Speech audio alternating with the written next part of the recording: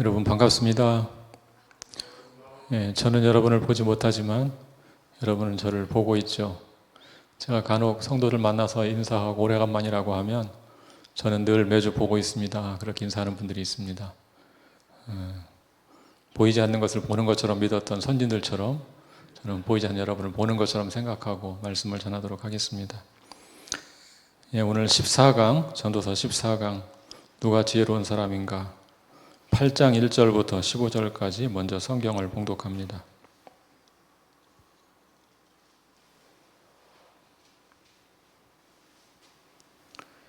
전도서 8장 1절부터 15절.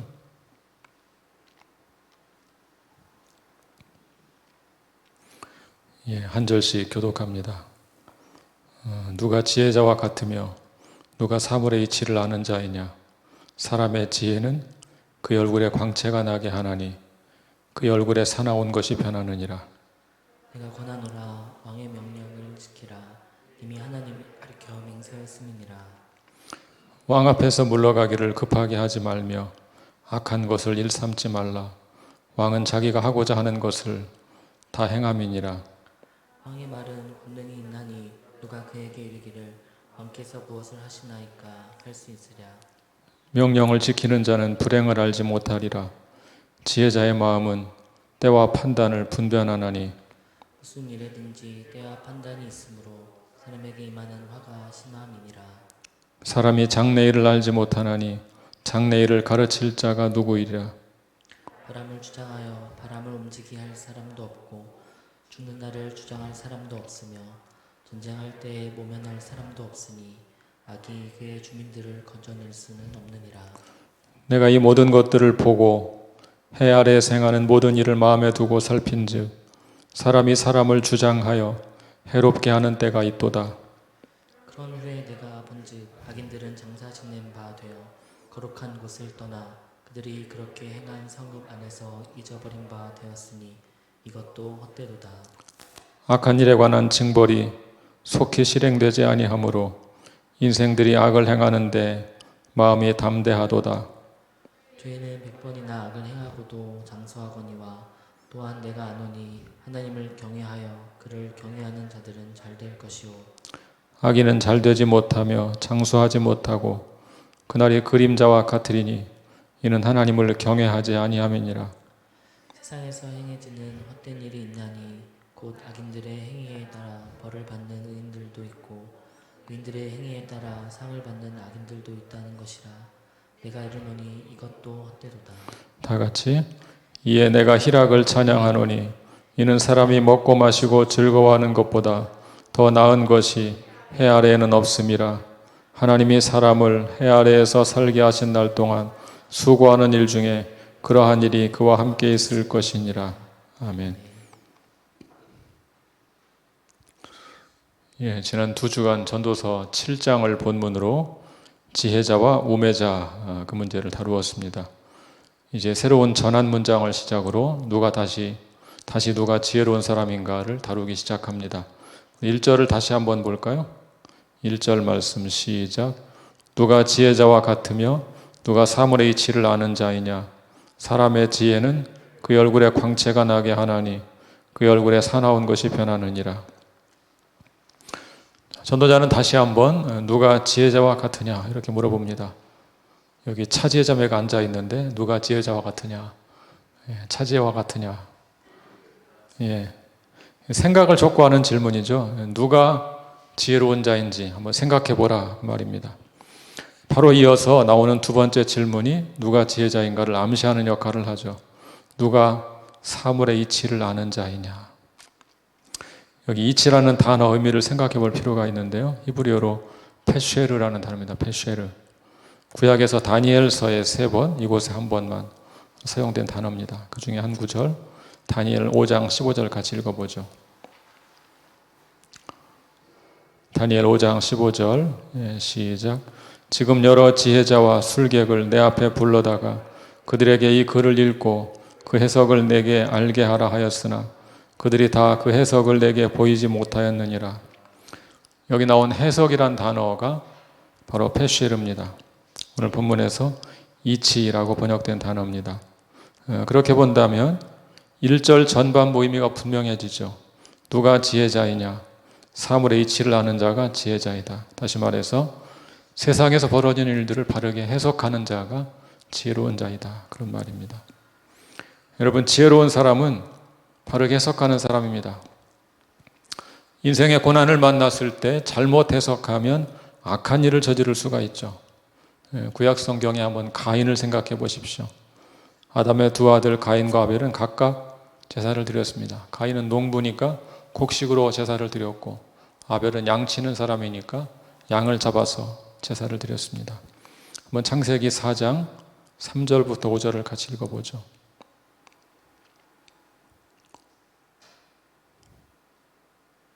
창세기 4장 3절부터 5절. 시작.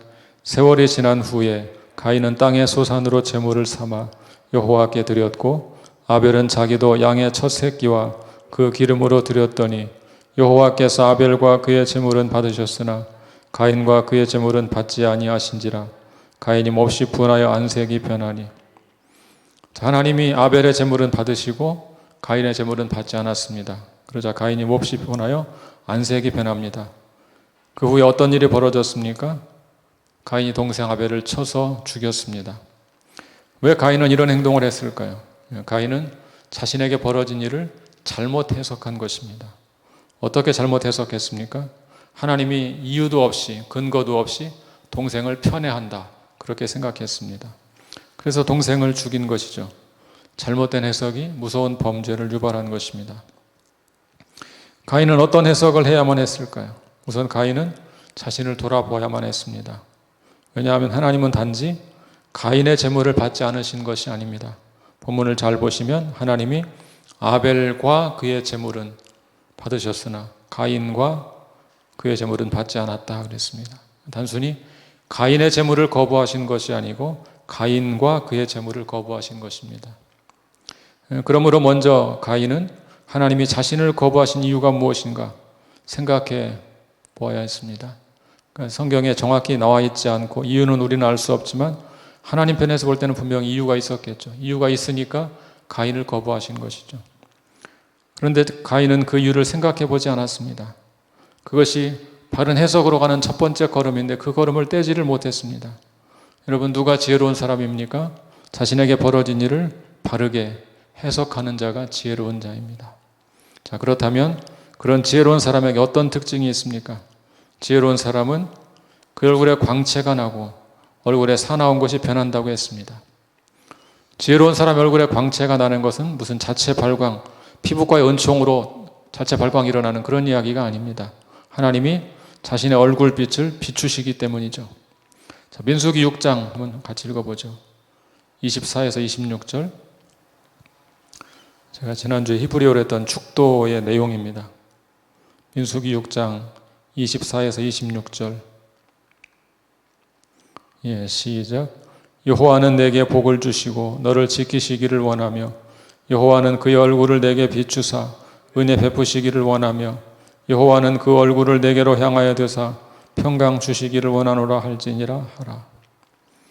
하나님께서 지혜로운 사람에게는 그의 얼굴빛을 비추어서 그 얼굴에 광채가 나게 하십니다. 그래서 그 얼굴에서 사나운 것이 사라지게 한다고 했습니다. 여러분, 한번 정치인들의 얼굴을 가만히 관찰해 보십시오. 저는 무슨 관상을 볼 줄 아는 사람은 아니지만 얼굴에 사나운 기색이 역력한 사람이 있습니다. 남들을 공격하려고 하고 그 표정에서 남들을 조롱하고 모욕하려고 하고 그런 기색이 역력한 사람이 있습니다. 오늘 말씀에 따르면 그런 사람들은 지혜로운 사람이 아니라는 것입니다. 하나님은 지혜로운 사람에게 밝은 얼굴을 선물로 주신다고 했습니다. 자, 2절부터 6절은 왕의 신하들에게 주는 지혜자의 충고를 담고 있습니다. 이 말씀을 읽고 해석할 때는 한 가지 염두에 둘 것이 있습니다. 그것은 바로 당시 사회가 왕정사회였다는 사실입니다. 왕정사회. 왕정사회에서는 신하나 백성들이 왕과, 절대 군주인 왕과 어떤 관계를 맺느냐가 매우 중요합니다. 전도자는 그런 차원에서 이 말씀으로 조언합니다. 자, 2절을 보겠습니다. 2절 말씀 시작. 내가 권하노라 왕의 명령을 지키라 이미 하나님을 가리켜 맹세하였음이니라. 전도자는 먼저 왕의 명령을 지키라고 조언합니다. 그 이유가 무엇입니까? 이미 하나님 앞에서 왕에게 맹세했다. 충성을 하기로 맹세했다. 그 말이죠. 충성하기로 맹세했다. 여러분, 성경은 어떤 무정부주의적 태도를 지지하지 않습니다. 성경은 1차적으로 통치자에게 복종하는 충성된 시민이 되라고 가르칩니다. 물론 왕이 하나님 뜻에 반하는 명령을 내릴 때는 사람보다 하나님께 충성하는 것이 옳다. 그렇게 가르치죠. 본문은 원칙적인 측면을 강조하는 것입니다. 계속 3절을 보겠습니다. 3절 시작. 왕 앞에서 물러가기를 급하게 하지 말며 악한 것을 일삼지 말라. 왕은 자기가 하고자 하는 것을 다 행함이니라. 왕 앞에서 물러가기를 급하게 하지 말라. 그 말은 성급한 행동을 삼가라, 그런 말입니다. 왕 앞에서는 성급한 행동을 삼가라. 왜냐하면 오해를 살 수 있기 때문에 그렇습니다. 또한 왕 앞에서는 악한 것을 일삼지 말라고 했습니다. 여기 악한 것이 뭘까요? 작게는 왕을 향한 충언 같은 것도 조심하라는 것입니다. 왕에게 충언하는 것이 좋은 것이지만 그것도 조심할 필요가 있다는 거예요. 또 더 크게 볼 때는 반역 음모 같은 것을 가리킬 수도 있죠. 그런 반역 음모 같은 것을 일삼지 말라. 자, 지혜로운 사람은 그런 행동을 삼가야 합니다. 왜냐하면 그 이유는 왕은 절대적인 권력을 가지고 있기 때문입니다. 자, 4절을 보겠습니다. 4절 시작. 왕의 말은 권능이 있나니 누가 그에게 이르기를 왕께서 무엇을 하시나이까 할 수 있으랴. 4절은 왕의 권능을 다시 한번 반복합니다. 고대 왕정 사회에서 왕의 말에는 권능이 있습니다. 아무도 왕의 명령을 제지할 수가 없습니다. 자, 5절입니다. 5절 시작. 명령을 지키는 자는 불행을 알지 못하리라. 지혜자의 마음은 때와 판단을 분별하나니. 왕의 명령을 잘 따르는 자는 불행한 일을 겪지 않을 것입니다. 지혜자는 때와 판단을 분별할 줄 압니다. 그런 분별력을 가진 지혜자는 불행한 일을 겪지 않을 것입니다. 6절입니다. 6절 시작. 무슨 일에든지 때와 판단이 있으므로 사람에게만은 화가 심함이니라. 6절은요, 이 상반절, 하반절을 나누어서 해석해야 됩니다. 상반절은 5절과 연결됩니다. 무슨 일에든지 때와 판단이 있다. 그 말은 지혜자는 때와 판단을 분별한다는 5절 말씀을 보충하고 있는 것이죠. 6절 하반절은 7절과 연결됩니다. 공동번역은 6절 하반절을 이렇게 번역했습니다. 그러나 아무리 제대로 하여도 화를 입는 경우가 많다. 그러나 아무리 제대로 하여도 화를 입는 경우가 많다. 앞에서 지혜자는 때와 판단을 분별하고 명령을 잘 지켜서 불행한 일을 당하지 않는다 그랬잖아요. 6절 하반절은 다시 반전이 나오죠. 아무리 제대로 해도 화를 입을 수가 있다. 그런 얘기입니다. 그 이유가 7절에 나오죠. 자, 7절. 시작. 사람이 장래일을 알지 못하나니 장래일을 가르칠 자가 누구랴. 사람은 장래일을 알 수 없는 존재죠. 누가 장래일을 가르칠 수가 있겠어요? 심지어 절대 권력을 가진 왕이라고 해도 장래일을 알 수는 없는 것입니다. 자, 8절을 보겠습니다. 8절 시작. 바람을 주장하여 바람을 움직이게 할 사람도 없고 죽는 날을 주장할 사람도 없으며 전쟁할 때를 모면할 사람도 없으니 악이 그의 주민들을 건져낼 수는 없느니라. 전도자는 계속 인간의 한계를 지적합니다. 자, 바람을 움직이게 할 사람도 없고 죽는 날을 자기 마음대로 주장할 사람도 없고 전쟁할 때를 모면할 사람도 없습니다. 자, 그런데 마지막에 악이 그의 주민들을 건져낼 수 없다. 이게 무슨 말일까요? 사람이 이렇게 막다른 골목에 몰리면 악한 일을 해서라도 상황을 모면하고 싶어 합니다. 그러나 그런 악한 일이 우리를 건져내지 못한다. 그런 얘기죠. 자, 9절을 보겠습니다. 9절 시작. 내가 이 모든 것들을 보고 해 아래 생하는 모든 일을 마음에 두고 살핀즉 사람이 사람을 주장하여 해롭게 하는 때가 있도다. 전도자는 이제 이 땅에서 벌어진 일들을 마음에 두고 살핍니다. 그랬더니 사람이 사람을 주장해서 해롭게 하는 때가 있었습니다.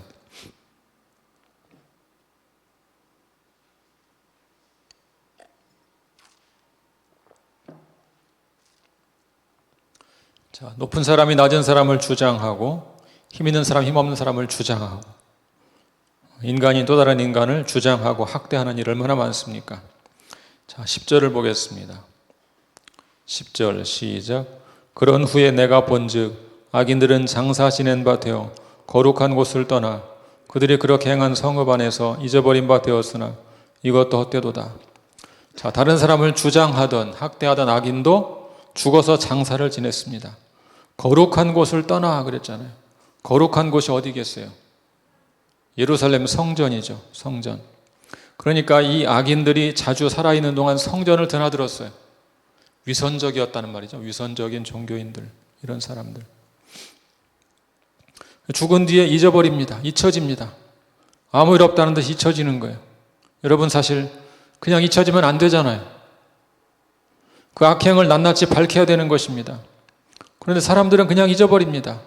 심지어 70인역은 이게 좀 비슷한 단어인데 칭송받는다라고 번역했어요. 칭송받는다. 히브리어 글자가 두 개가 비슷합니다. 여러분 실제로 그런 경우가 있지 않습니까?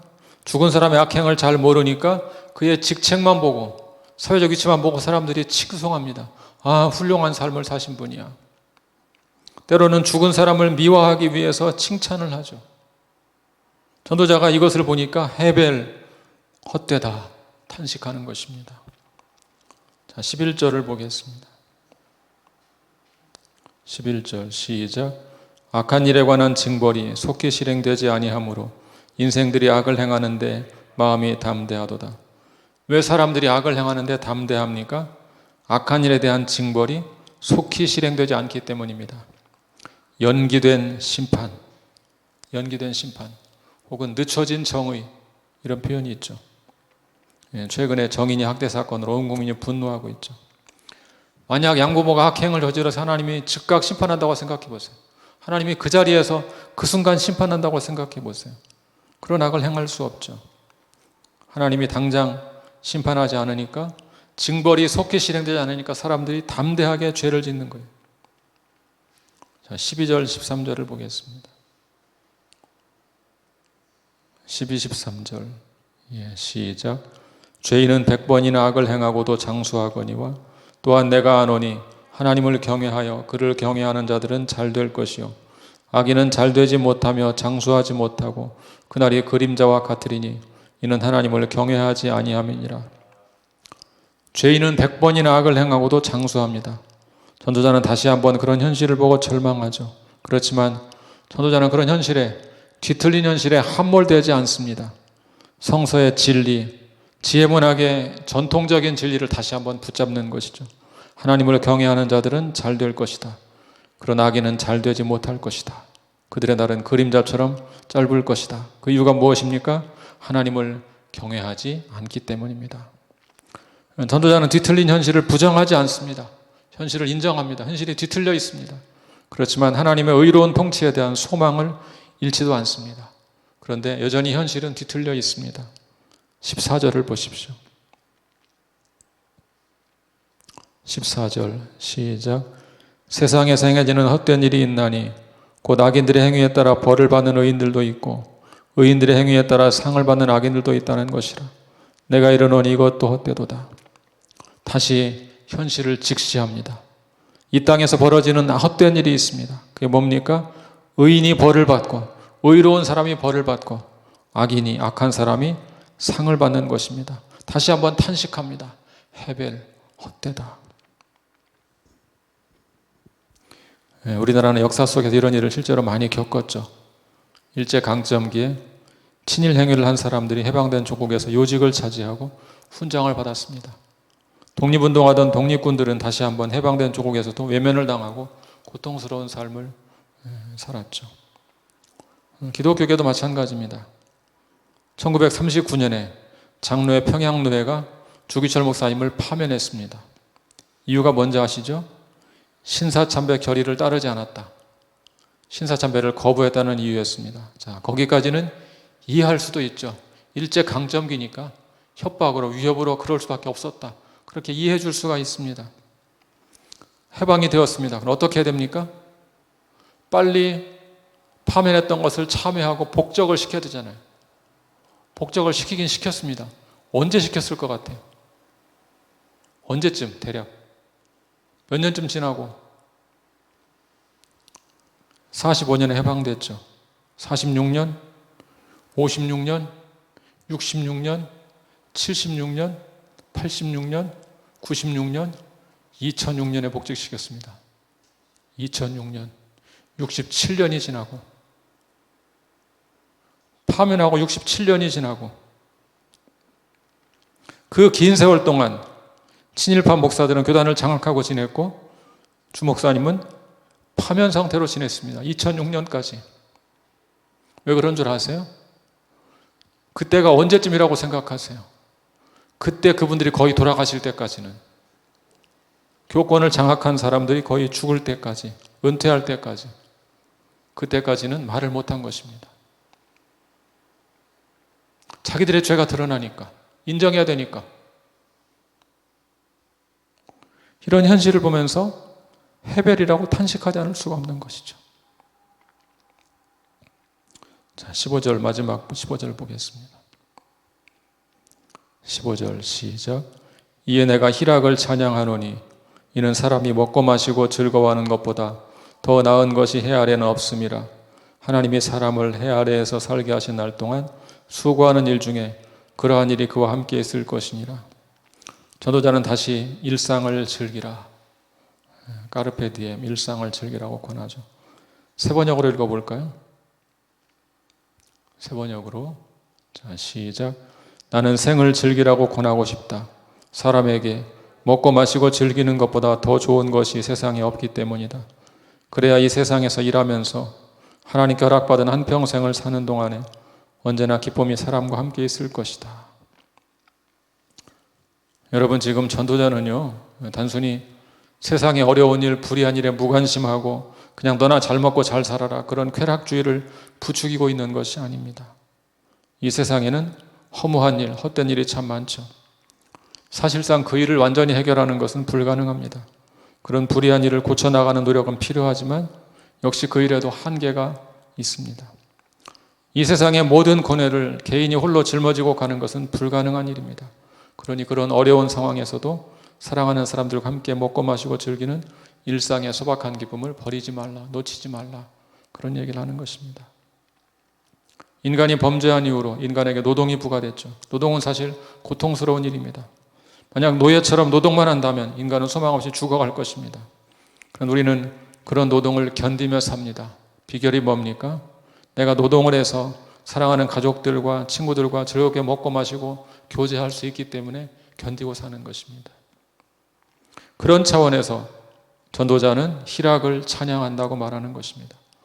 불의한 일이 만연된 세상에서 사느라 고통스럽지만 그럴수록 일상의 소박한 기쁨을 포기하지 말고 즐기라는 말입니다. 그래야 다시 힘을 얻어서 불의한 세상을 고쳐나갈 수 있는 힘을 얻을 수 있기 때문에 그런 것입니다. 자, 오늘 말씀이 주는 교훈 세 가지만 좀 생각해 보겠습니다. 첫 번째, 내 삶에서 경험하는 사건들을 바르게 해석하기 힘쓰라는 것입니다. 1절을 다시 한번 읽어볼까요? 1절 시작. 누가 지혜자와 같으며 누가 사물의 이치를 아는 자이냐.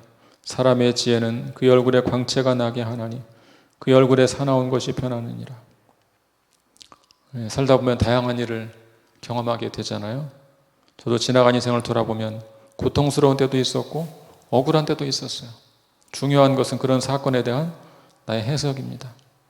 내가 직면한 현실을 바르게 잘 해석하면 고난 중에도 은혜가 됐습니다. 그렇지만 잘못 해석해서 원망하고 불평하기만 하면 고통만 가중되었습니다. 그러므로 내가 경험하는 사건들, 내가 직면하는 사건들을 바르게 해석하기에 힘써야 합니다. 그럼 어떻게 바르게 해석할 수가 있을까요? 그 비결은 바로 내 감정으로 해석하지 않고 말씀으로 해석하는 것입니다. 그래서 인생의 고난을 만났을 때는 더욱더 말씀과 기도에 힘써야 합니다. 혼자 힘으로 말씀과 기도를 드릴 수가 없다면 영적으로 성숙한 사람을 찾아가서 조언을 구하는 것도 필요합니다. 그저 감정의 포로가 된 채 그 상황을 억지로 해석하지 마십시오. 그것은 잘못된 해석으로 가는 지름길입니다. 어떻게든지 말씀으로 상황을 해석하려고 힘써야 합니다. 그러면 주님께서 도우셔서 바른 해석의 길을 찾게 해주시는 것입니다.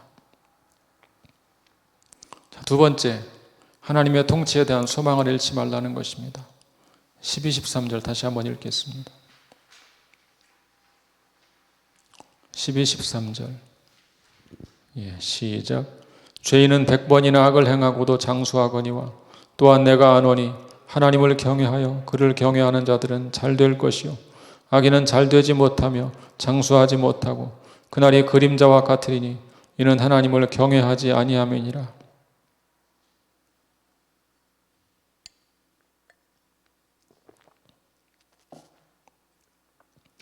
자, 의인은 상을 받고 악인은 벌을 받는다. 그것이 전통적인 지혜문학의 가르침이었습니다. 그런데 전도자가 관찰해 보니까 세상은 전통적인 가르침대로 안 될 때도 많다라는 거예요. 잠언의 가르침이 뒤바뀐 경우가 있습니다. 악인들이 상을 받고 의인들이 벌을 받는 일도 심심치 않게 벌어집니다. 그런 일이 반복되면 어떤 부작용이 생깁니까? 에이, 의롭게 살 필요 없어. 적당히 타협하고 그냥 내 이익을 위해 살아야지. 그런 마음이 들 수 있습니다. 그러나 성경이 말하는 것은 우리 믿는 사람들은 그렇게 쉽게 하나님의 의로운 통치를 포기하면 안 된다는 것입니다. 그래서 현실을 계속 지적하다가 고백을 하는 거예요.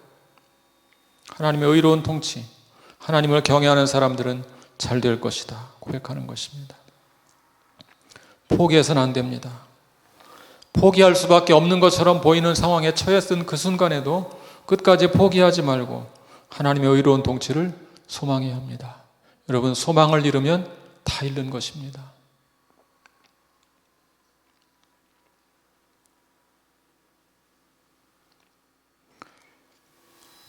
요한계시록 4장을 보면 굉장히 감동적인 장면이 보입니다. 요한계시록 4장이 뭘까? 이런 생각이 드시죠? 요한계시록 2, 3장은 뭔지 아시는 분들 많으시죠? 소아시아 7교회가 나옵니다. 에서, 버두, 사빌라, 에베소, 서머나, 버가모, 두아디라, 사데, 빌라델비아, 라오디게아, 에서, 버두, 사빌라 7교회가 나옵니다. 그 교회들은 한결같이 로마 제국의 핍박을 받고 있었습니다. 영광스러운 교회가 초라하게 핍박 중에 있는 것입니다. 자, 그렇게 이 땅의 현실을 쭉 보여줍니다. 7교회를 통해서. 자, 그 다음에 성령께서 사도 요한을 이끌어서 하늘의 성전을 보여줍니다. 요한이 환상 중에 하늘로 가서 성전을 바라봅니다. 보좌가 있고 24 장로가 있고 온갖 피조물들이 천사들과 날개를 치면서 하나님을 찬양합니다. 거룩하다, 거룩하다, 거룩하다. 전에도 계셨고 이제도 계시고 장차 오실 분.